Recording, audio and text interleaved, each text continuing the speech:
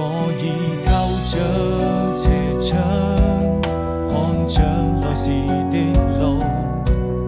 看雨也停了，風涼過地也不只是孤獨，彷彿聽見你的腳步飄向遠處，鐘樓鐘聲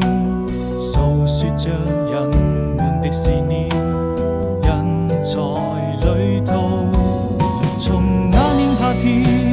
再一次踏上這條小路，走到哪裏你是否會把一切都好好記住，鬆開手，等每個一場鮮花在你身邊翩翩起舞，那是送給你生命中最真摯的祝福，我們要幸福。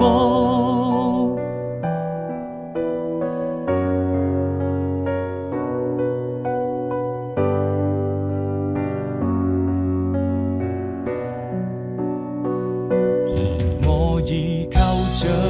斜窗，看着來時的路，看雨也停了，風涼過地也不只是